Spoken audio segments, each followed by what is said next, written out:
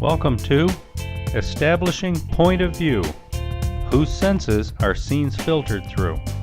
A video presentation of the 2018 Rave Reviews Book Club 3rd Annual Writers Conference and Book Expo. I'm your how-to maven, producer, and presenter, Stephen G. Point of view refers to a selected character's viewpoint portrayed in a portion of story. Point of view techniques affect virtually all storytelling methods, from basic description and dialogue to complex plotting and especially to metaphor. Quality point of view writing is arguably the most important skill to learn, one that you can develop and refine throughout your career. I'll offer a handful of the limitless possibilities for finessing point of view. Don't see all this as creativity-stifling rules.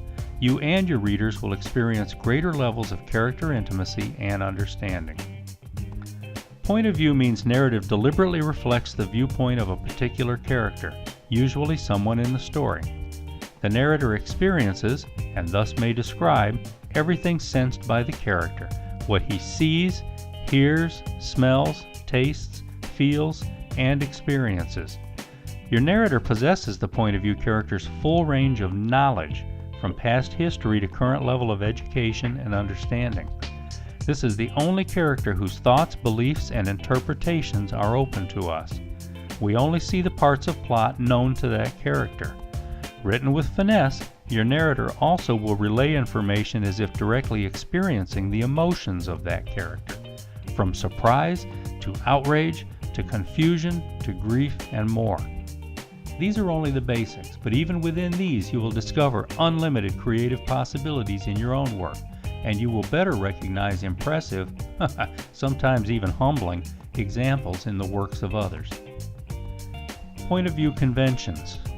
Modern literature of the past 75 years has shifted away from omniscient narrative to point of view narrative. Omniscience describes a narrator who knows and shares with readers the kinds of awareness listed above, but from multiple characters simultaneously. Here's an example. Levi looked across the room and noticed that his blind date appeared to have dressed in a hurry, not even bothering to match her outfit.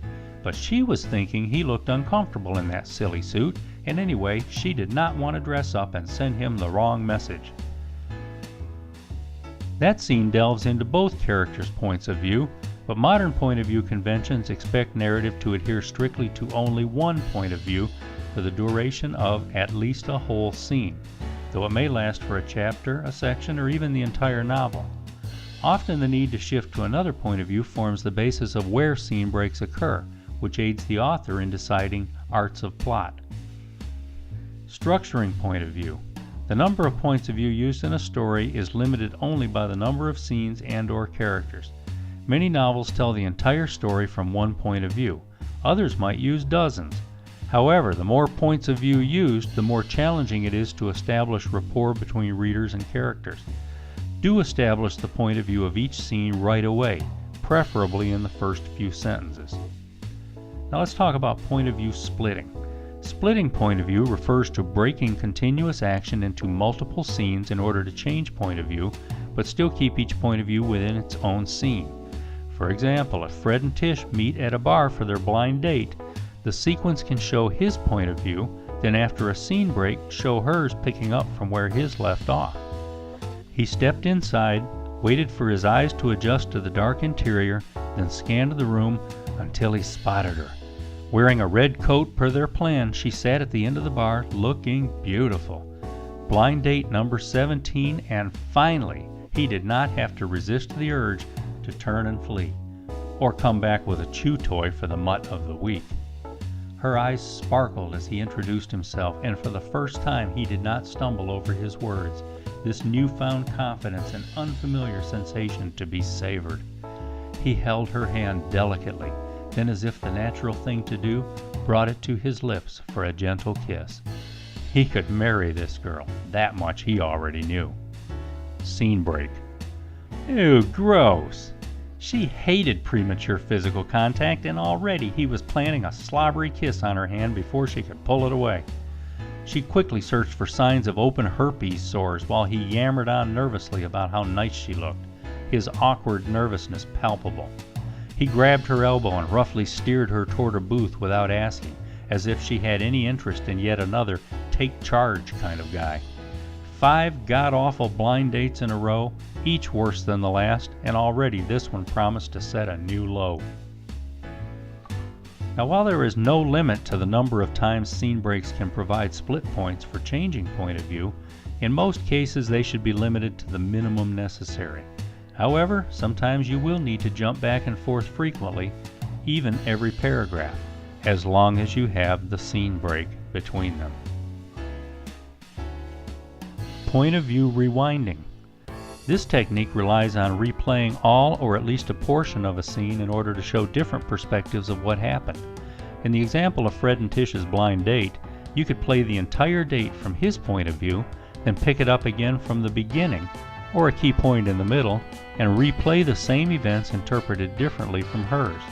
In the first version, he could order both of their meals to demonstrate how refined he is, fancying himself an old-fashioned gentleman with vast culinary knowledge.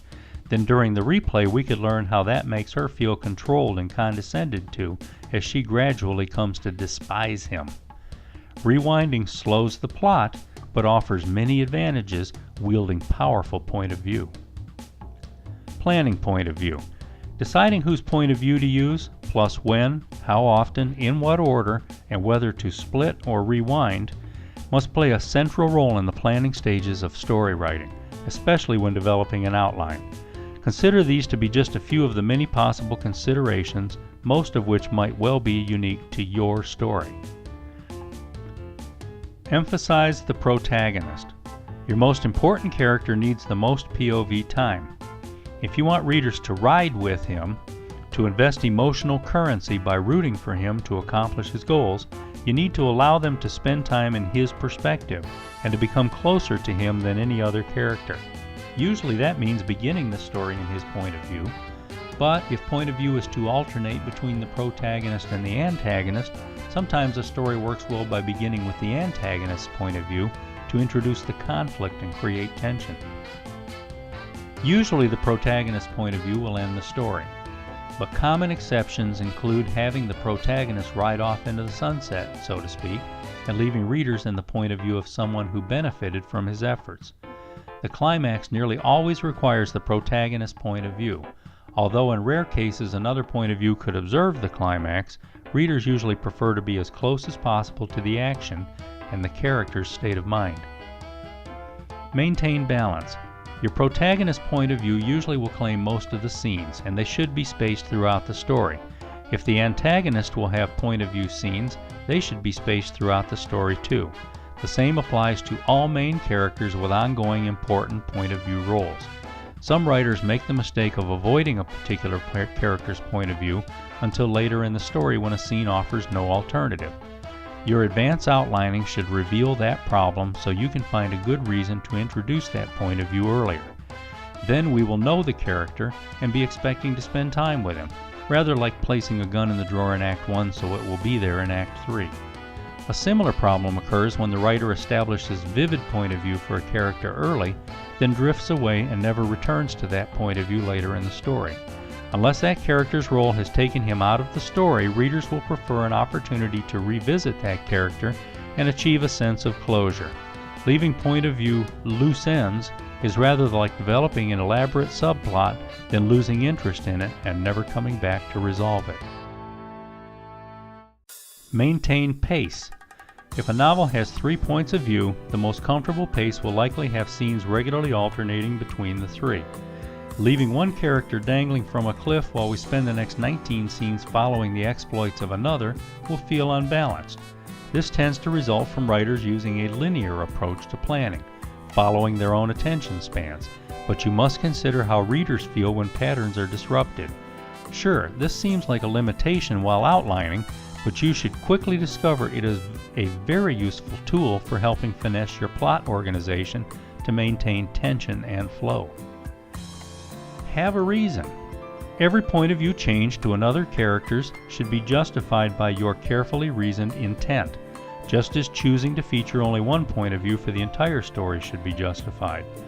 Reasons to select a character for point of view are way too many to list, but they include maintaining balance and pace, wanting readers to learn more about a character's inner self, letting readers be privy to information or secrets or plans only that character knows, revealing history that character knows, depicting how another character perceives events differently, showing only a portion of the action is known by a particular character, allowing the narrator to interpret perceptions differently than would occur in the point of view of other characters, adding tension and suspense that other characters might not feel, enhancing reader empathy during an emotional scene by choosing a character similar to the intended audience, enhancing reader antipathy by forcing time inside the head of a repulsive character, providing preferred camera angles such as choosing the man on the roof who can see the aliens better than the woman in the cellar, providing more time to better know an important character, taking readers to places and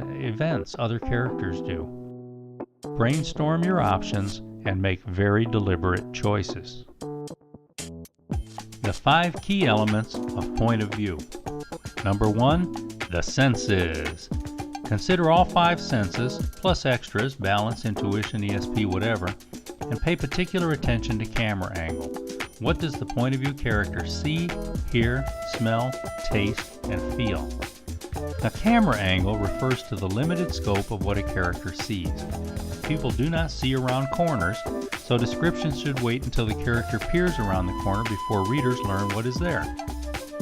For example, if you describe a car chase, you need to choose the camera angle of either pursuer point of view or escaper point of view.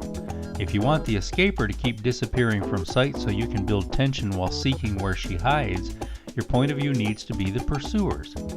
If you want readers to hide with the escaper while listening for signs of the pursuer, you need the escaper point of view. What you cannot do within point of view conventions is jump back and forth revealing both, unless you have carefully crafted the chase with scene breaks and clearly identified point of view changes, likely by using the techniques of splitting or rewinding. Maintaining proper camera angle sounds easy, but you will be tempted to describe details outside the character's line of vision. Good story planning involves deciding up front what the character needs to see, hear, and otherwise sense, then crafting the scenes to allow for those. Yes, it is limiting, but once you develop your own range of techniques, it will lead you to ideas you might never have considered and enhance the quality of your storytelling. Number 2, knowledge and history. Once you have designated which character's point of view to use, thoroughly consider what the character knows. A professor who takes his 5-year-old granddaughter to his university lab might notice that the gas spectrochromatograph is set up and powered as if someone had been using it. If you choose the professor's point of view, he recognizes the machine, so your point of view description not only can but should as well. Clutching little Bethany's hand, he pushed open the door to his lab. His gas spectrochromatograph sat on the table, powered up, its settings suggesting someone had been analyzing crystalline structures. He had not authorized anyone to use his equipment, certainly not to leave it set up and powered. You might have important reasons for playing that scene in the point of view of little Bethany, which requires limiting description to her point of view. Excited about seeing where Grandpa does his job, Bethany clutched his hand and followed him into a big room. Grandpa stopped and stared at a big machine on the table, all lit like Christmas lights. He got that look on his face like when he's mad about something. "Someone's been using my stuff without asking," he said. History works the same way. Describing the blind date with Fred and Trish from his point of view allows you to show awareness of his own dating history, his associations with how she looks compared to people from his past, his penchant for drinking too much when he is nervous, how the bar had been shut down briefly last year for health code violations, and whatever else the story needs to convey. If he does not know Trish, his point of view cannot include any information about her history except what he learns through other means. The fact that all of her college roommates contracted chickenpox, which led her to feel extremely wary of mouth contact, does not fit into his point of view while kissing her hand. That could have been brought out in an earlier scene in her point of view, or it can wait until the next time we are in her point of view, or uncovered through other means that bring it to his awareness. Number 3, thoughts. Everything your point of view character is thinking during a scene is fair game for description or direct dialogue style thoughts. Now here's an example of description. Only his lab assistant would dare set up the chromatograph, but no respectable tech would leave it powered up. This had to be somebody from outside the department, someone who got interrupted before covering his actions. Here's an example of direct thoughts. Only my lab assistant, he thought, would dare use the graph. Still, he would have put it away. Somebody else must have been in here, and I interrupted him before he could cover up whatever is going on. 2 errors common to amateur writers are not relaying direct thoughts in the present tense and jumping to the thoughts of a non-point of view character. Maintaining tension works the same as if thoughts are spoken aloud. Even if the narrative is in the past tense like this, Fred would not think in the past tense. Fred looked across the room and thought she looked beautiful. Instead, you should write, Fred looked across the room and thought she looks beautiful. Jumping thoughts might prove an easy shortcut, but that should never occur for any reason. If Fred is thinking, a kiss on the hand will impress her, we cannot also hear her thinking, oh gross, he better not have chicken pox. Number 4, interpretation. Unless the narrator is a designated character with her own voice, perceptions, and interpretations, the narration should reflect interpretations appropriate only to each scene's point of view character at that time in that state of mind. For example, if the point of view is of a stereotypical lumber baron surveying newly leased forest land, the narrative should not describe the scene as an exquisite testament to nature's beauty, a treasure best savored in its pristine old-growth purity. Instead, the baron is likely to be seeing the potential for valuable high-grade product, along with the logistics needed to cost-effectively collect and transport the logs. One point of view's act of kindness is another's pushiness. One's good news is another's bad. One's miracle is confirmation of faith, while another embraces a logical explanation. One's religious interpretation sees a sign, urging us to get along, while another sees a call to arms. Consider how many ways an act of Congress would be interpreted by different people. Now be sure you know your characters and take care to narrate the designated point of view only as that character would interpret. Interpretation can seem very limiting at first, but this area offers perhaps the richest potential for enhancing your narrative, a means to render your character most vividly.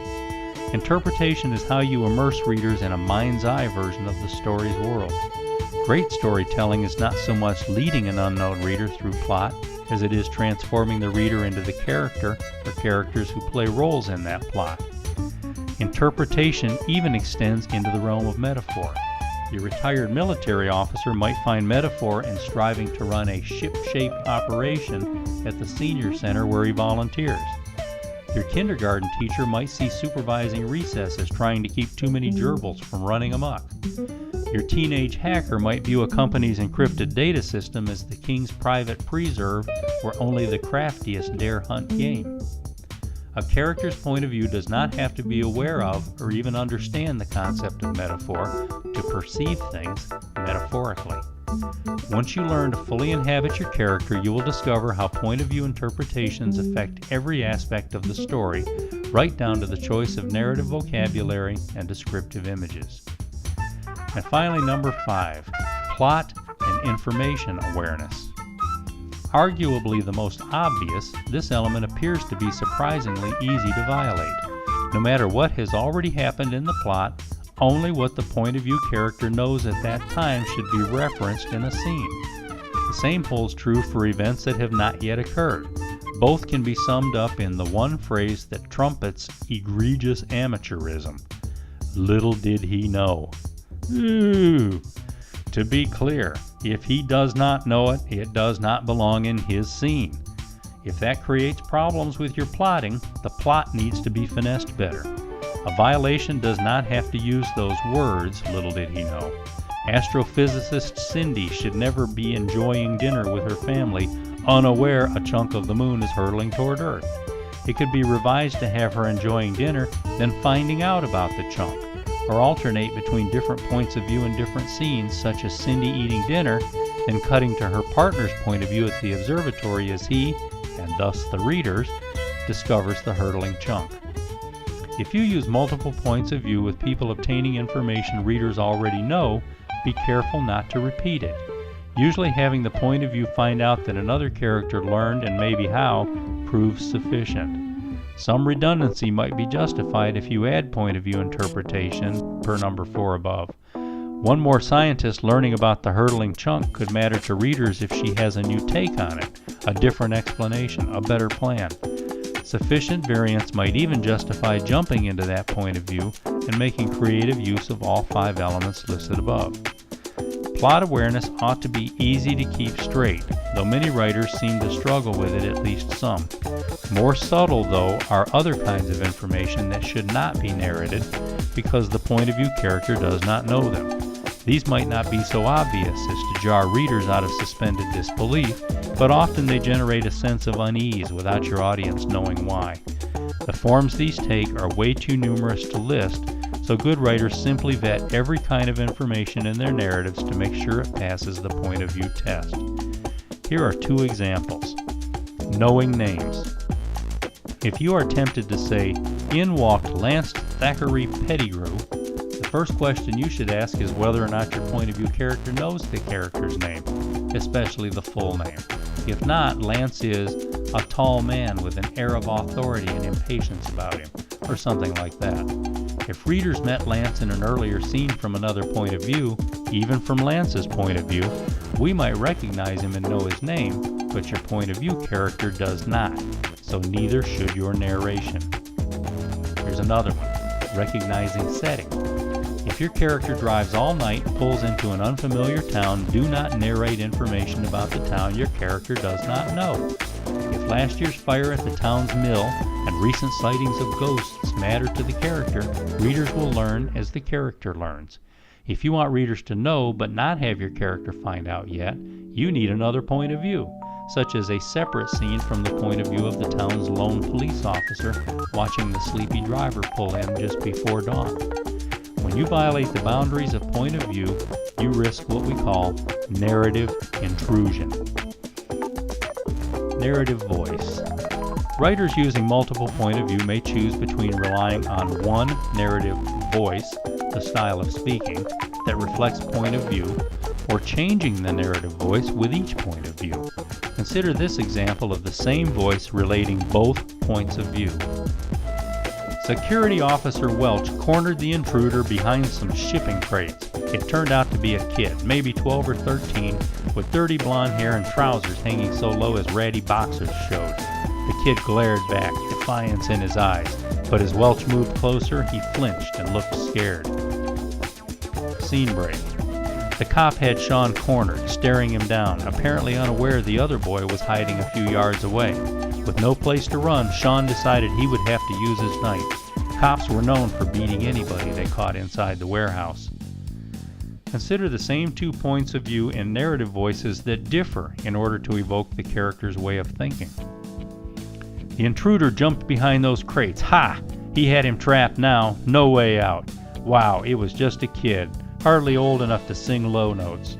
With dirty blonde hair, he looked like a street kid, or one whose mom is too busy turning tricks to care. He let his pants hang, showing dirty boxers like that would somehow make him cool. He tensed as if to fight, so Officer Welch moved a bit closer, testing him, and the kid flinched. Yeah, another naive punk scared of the police when it's perverts on the street he needs to be worrying about. Scene break. Rent-A-Cop looked disappointed, like no excuse for shoot to kill. He must not have seen the other guy hiding over there. Be lucky he doesn't get his head cracked. Gotta get to the blade quick, cut him and run. Sure thing this cop would bust him up if he ever got his hands on him. Narrative person. Writers may opt to alternate between first and third person point of view. Of course, alternating with second person is an option too, but that rarely occurs. Having a first person narrator bookend a third person story is very common. as is interjecting a third-person narrative with first-person cutaways at key points. Another is to allow a character to narrate his own portions, but alternate with third-person portions of story not involving the first-person narrator. Another is to have an outsider, much like readers narrate first-person impressions of story set in an unfamiliar world or situation. You might cut to first person for scenes where you want readers to feel most intimate with a character. Author knowledge. Crafting tight point-of-view narrative requires caution to avoid letting the author's knowledge of plot and character intrude.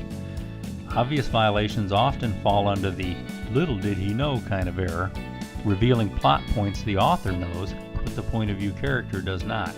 But this problem can manifest in more subtle ways. Since the essence of story usually involves characters changing, growing, learning, altering views, changing values, etc., an author might be tempted to spoon-feed a character's status to readers. Kistler thought he would get his way, but the others were playing him, taking advantage of his outsized ego. Kistler would never get his way until he learned to listen to other people's needs and to care about helping them achieve them. Now, you cannot let the narrator tell readers this if the point of view for that scene is Kistler's. He has not achieved that understanding. Instead, you need to find ways to show us how he lets ego cloud his perceptions, how he fails to care about others' needs, and how that leads him to failing to get his way.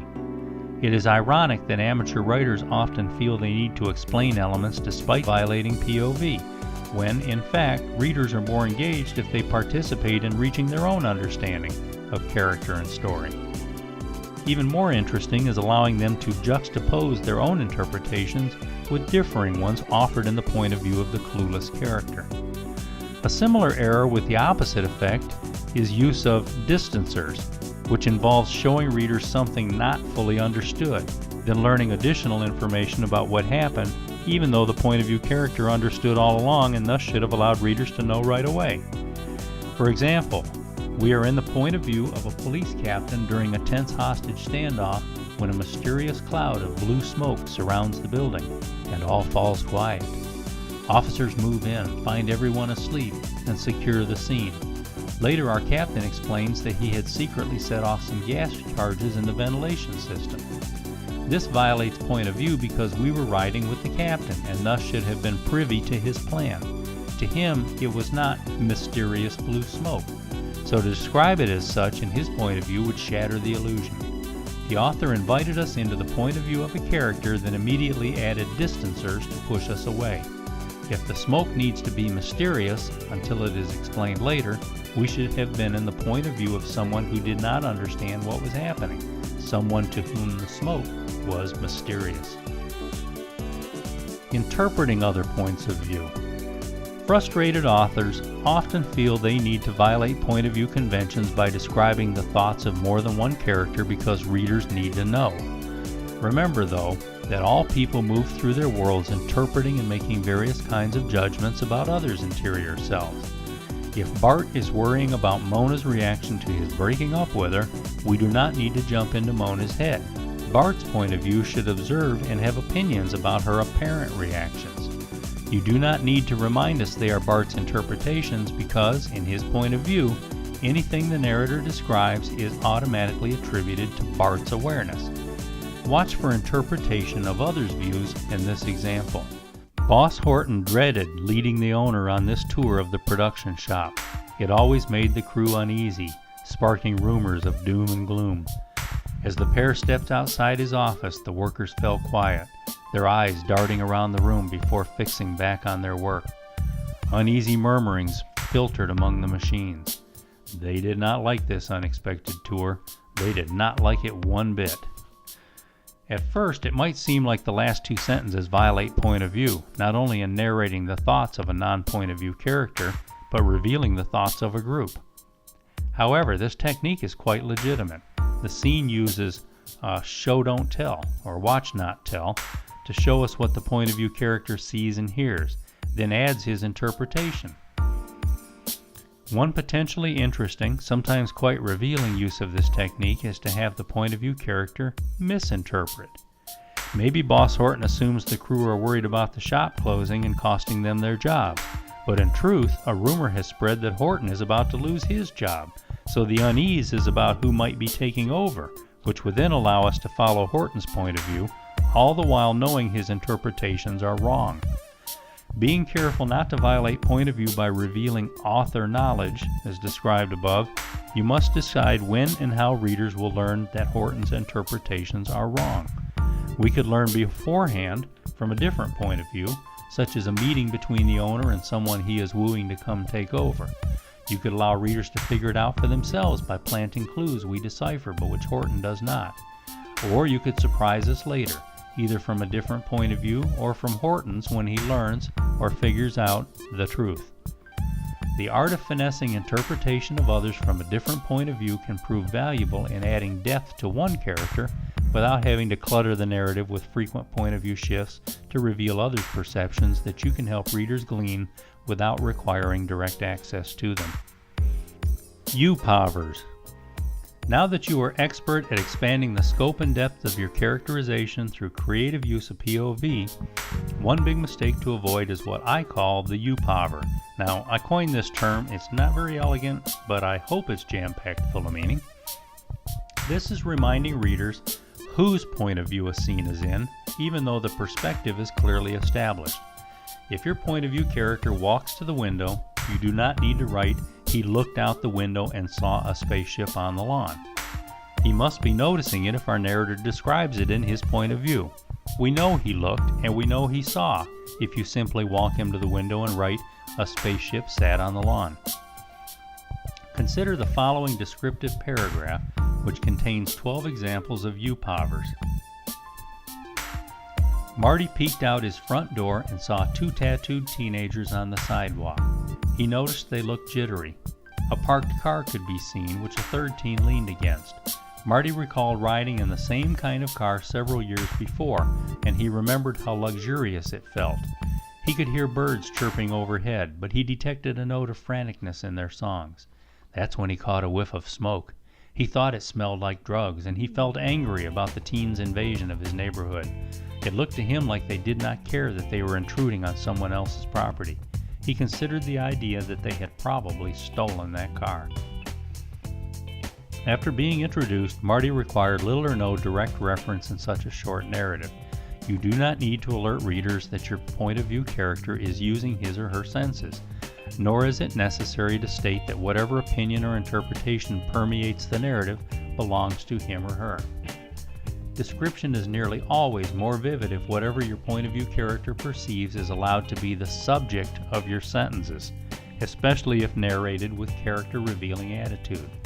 Consider how the U-Povers can be eliminated from that paragraph about Marty and those intruding teens. Marty peeked out his front door. Two jittery teenagers stood on the sidewalk.